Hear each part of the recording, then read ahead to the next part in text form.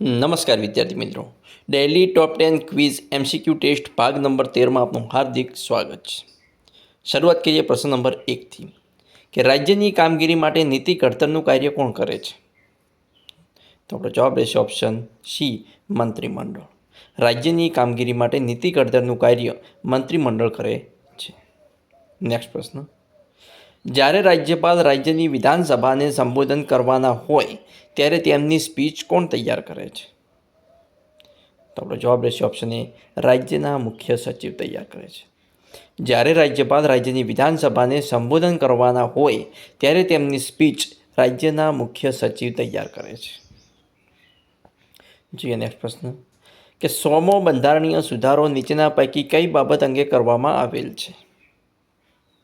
તો આપણો જવાબ રહેશે ઓપ્શન બી, ભારત અને બાંગ્લાદેશ વચ્ચે જમીન સીમાની સંધિ માટે 100મો બંધારણીય સુધારો કરવામાં આવ્યો હતો. 100મો બંધારણીય સુધારો ભારત અને બાંગ્લાદેશ વચ્ચે જમીન સીમાની સંધિ માટે કરવામાં આવ્યો હતો. જોઈએ આગળનો પ્રશ્ન કે નીચેના પૈકી સંવિધાનના કયા અનુચ્છેદથી વડી અદાલતને રીટ સ્વીકારવાની હકુમત પ્રાપ્ત થાય છે? આપણો જવાબ રહેશે ઓપ્શન બી, 226 અનુચ્છેદ. સંવિધાનના અનુચ્છેદ 226 વડે અદાલતને રીટ સ્વીકારવાની હકુમત પ્રાપ્ત થાય છે. વિદ્યાર્થી મિત્રો, જો તમને મારો વિડીયો પસંદ આવતો હોય તો વિડીયોને લાઇક કરવાની અને તમારા મિત્રો સાથે લિંક શેર કરવાનું ના ભૂલતા. જોઈએ આગળનો પ્રશ્ન, ગાંધીજીના સંસ્મરણો સાહિત્ય સર્જન કરનાર કોણ છે? તો આપણો જવાબ રહેશે ઓપ્શન ડી, સ્વામી આનંદ. ગાંધીજીના સંસ્મરણો સાહિત્ય સર્જન કરનાર સ્વામી આનંદ છે.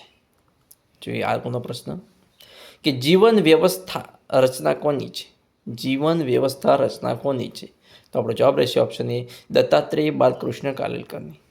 જીવન વ્યવસ્થા રચના દત્તાત્રેય બાલકૃષ્ણ કાલેલકરની છે.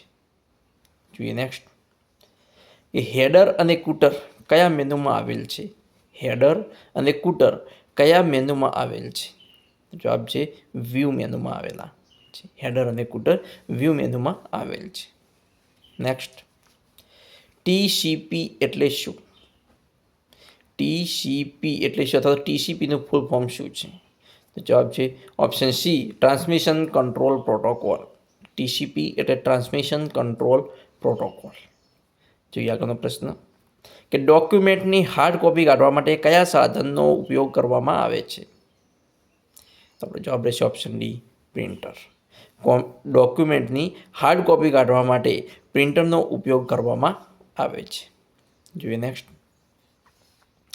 CRTનું પૂરું નામ શું છે? અથવા તો CRTનું ફૂલ ફોર્મ શું છે? અથવા તો CRT એટલે શું? તો જવાબ છે ઓપ્શન બી, કેથોડ રે ટ્યુબ. CRTનું ફૂલ ફોર્મ શું છે? કેથોડ રે ટ્યુબ. તો મિત્રો, અહીંયા MCQ ટેસ્ટ પાર્ટ 13 પૂરો થાય છે. આવો જ નેક્સ્ટ પાર્ટ 14 જોવા માટે મારી ચેનલને સબસ્ક્રાઈબ કરવાનું અને તમારા મિત્રો સાથે લિંક શેર કરવાનું ના ભૂલતા. Thanks for watching my video.